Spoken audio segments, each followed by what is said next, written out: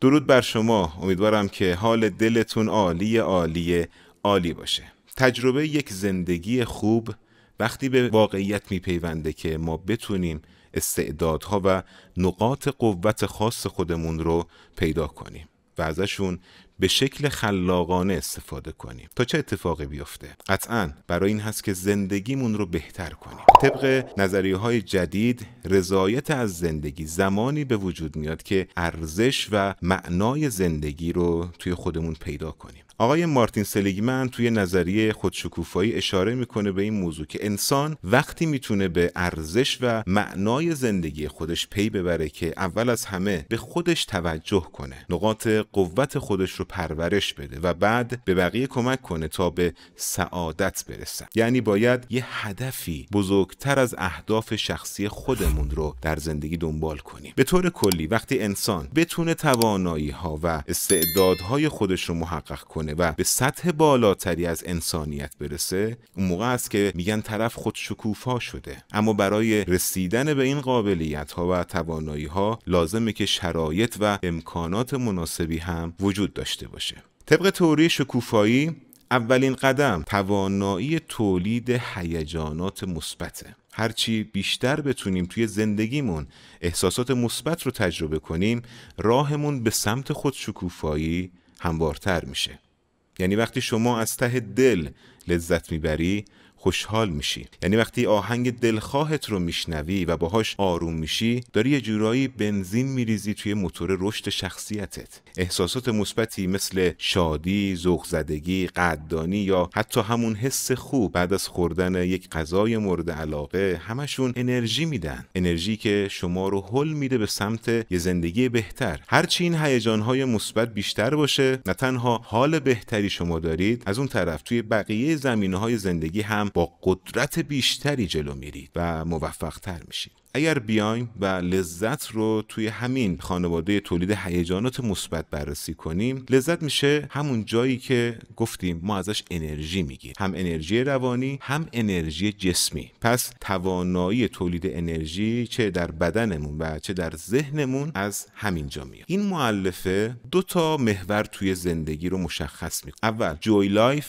و دوم هپی لایف. حالا اینجا آدم‌ها خودشون میتونن تصمیم بگیرن که تمام تمرکزشون رو بذارن روی یکی از این 2 مدار یا هر دو رو با هم دیگه استفاده کنن. اگه تمام وجودشون رو این افراد بذارن روی یکی از اینها، 2 نوع زندگی میتونن داشته باشن. یکی اینکه همیشه دنبال لذت هستن، یعنی همون جوی لایف، یا اینکه همیشه دنبال شادی و احساسات مثبتن، هپی لایف. نگاه کنید، ما میگیم انسان باید لذت ببره و باید شاد باشه، ولی نکته اینجاست که نباید فقط لذت ببره و فقط شاد باشه. این یکی از مؤلفه هاشه. اگر کسی تمام تمرکزش رو بذاره روی این 2 قطعا زندگیش به اون چیزی که میخواد نمیرسه. پس باید حتما یه تعادلی در این 2 داشته باشه، یه تعادلی بین جوی لایف و هپی لایف ایجاد کنه. چسبیدن به یکی از اینها اتفاقات خوبی رو رقم نمیزنه برای زندگی ما. میرسیم سراغ مؤلفه دوم تئوری شکوفایی که به مجذوبیت یا مشارکت اشاره داره. تو این مؤلفه شما نقاط قوت خودتون رو پیدا میکنید و با اونها درگیر میشید. مجذوبیت یعنی اونقدر با کاری درگیر بشی، حالا میخواد شغلت باشه، یه بازی یا یه هنر مثل نقاشی و موسیقی، هر کاری، اونقدر با اون کار درگیر بشی که خودت رو گم کنی توش. اینجا دیگه زمان معناشو از دست میده، چون شما کاملا توی جریان کار هستی، تو کاری که عاشقشی و اونجا دقیقاً جایی که جادو داره اتفاق میفته برای تو. اونایی که مادر هستن، اونایی که آشپزی میکنن، ساز میزنن، نقاشی میکشن، اینها از جنس کار و اقدامه. وقتی به کلمه رضایت بخش میرسیم، دیگه نباید پیچیدش بکنیم. رضایت یعنی اینکه شما یه چیزی رو یاد میگیرید یا به نتیجه میرسید، دیگه نمیشه گفت اینجا لذت بخشه. پس رضایت بخش میتونه بهتر باشه. تو خیلی وقتا دچار اشتباه میشیم، مثلا میگیم من از کارم لذت میبرم، در حالی که این درست نیست. در واقع شما از کارتون راضی هستید و اینکه بگیم من از کارم شاد میشم، اینم درست نیست. چون شاد بودن هم توی کار همیشه ممکن نیست. خیلی وقتها استرس داریم یا با چالش هایی داریم دست و پنجه نرم میکنیم. کلمه شاد هم برای کار خیلی نمیتونه دقیق باشه. ما باید توی کار راضی باشیم، نه همیشه شاد. خیلی این اشتباهو میکنن، میگن من توی کارم شاد نیستم، در حالی که اصلا قرار نبود که شما همیشه شاد باشید. قرار بود توی کارتون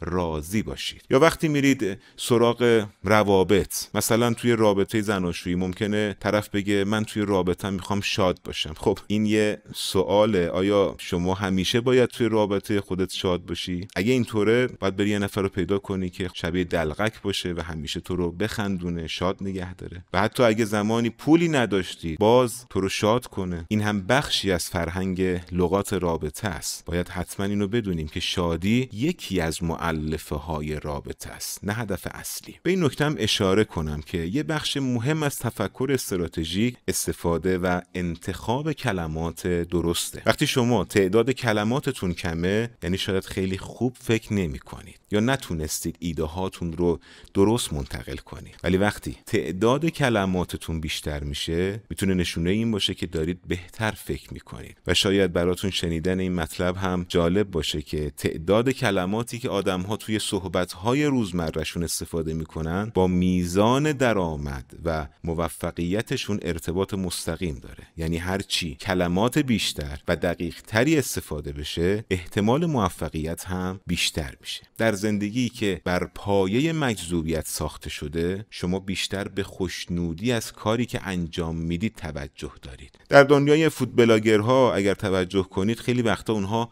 وقتی غذا رو میخورن ممکنه اصلا حس خوبی نداشته باشن، چون ذائقه‌شون حساس میشه و غذاهایی که لذت بخش و خوب به نظر ما میاد ممکنه از نظر اونها خوب نباشه. ببینید، کار نمیتونه فقط لذت باشه. اگه اینطور بود دیگه اسمش کار نبود. همین فود بلاگرها، اینها مجبورن توی رستورانی غذا بخورن که اصلاً خوششون نمیاد، خیلی اذیت میشن، ولی چون باید برای کارش فیلم بسازه باید بره. اینا هم استرس رو تجربه میکنن که جزئی از کارشون به حساب میاد.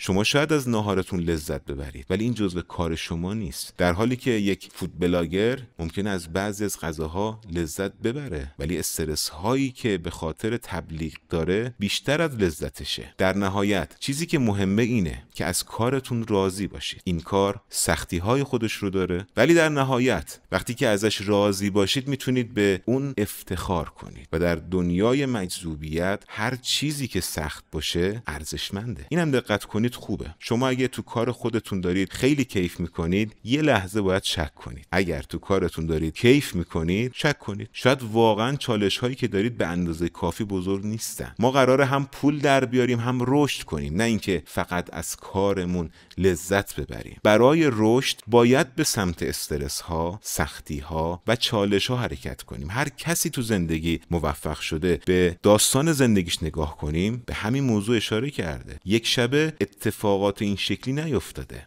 گفته من سختی کشیدم و اتفاقات بدی برام افتاده تو زندگی. توی مجذوبیت شما زمانی میتونید رشد کنید که به سمت سختی های زندگی حرکت کنید. میتونید متوقف بشید ولی کار خودتون رو میکنید. میدونید که بدون رشد هیچ اتفاق بزرگی نمیفته. یکی از مؤلفه های دیگه تئوری خودشکوفایی روابط مثبته. بعضیا رو دیدید زندگیشون کاملا روابط محوره، میگن من فقط ازدواج کنم دیگه همه چی حله. یا کل دغدغه‌شون اینه که ارتباطشون با بقیه رو بهتر کنن. خب رابطه مهمه، بی نهایت هم مهمه و جزء یکی از حیاتی ترین بخش های زندگی خوبه. ولی آیا همه چیز رابطه است؟ قطعا نه. شاید برای اونهایی که برونگرا هستن فقط کیفیت رابطه مهم نباشه، کمیتش هم مهم باشه. دوست داره توی جمعی باشه که همه با هم گرم و صمیمی‌ان، پرهیجانن، همه شلوغه. از اون طرف درونگراها بیشتر دنبال رابطه‌های عمیق و آرومن که اونم عالیه. خلاصه هر کسی سبک خودش رو داره، اما باز اینجا صحبت از تعادله. اگر زندگی یک نفر فقط بشه رابطه، ممکنه بعدها ضربه بخوره. یه مادر که تمام وجودش خلاصه شده توی همسر یا بچه داری، اگه یه روزی یه اتفاقی برای یک از این عزیزاش بیفته تموم میشه. اینکه یه خانم مادر خوبی باشه یا همسر خوبی باشه عالیه، ولی کنار اون یه تخصصی یاد بگیره. دوستان عزیز، بذارید یک بخشی از دلخوشی هاتون فقط مال خودتون باشه، نه برای بقیه، و نه اینکه این دلخوشی ها وابسته باشه به دیگران. تو رابطه ها بهتره کمک کنیم تا طرف مقابل رشد کنه، اوج بگیره، بدرخشه، چون خوشبختی اونجاست که همسر، پارتنر و بتونه شکوفا بشه. اون هم نه فقط تو رابطه، تو خودش زمینه‌های دیگه هم هست. میتونیم تو اونها هم به دوستمون، به همسرمون، به پارتنرمون کمک بکنیم تا اون هم بزرگ بشه و چیزهایی رو در زندگی خودش یاد بگیره.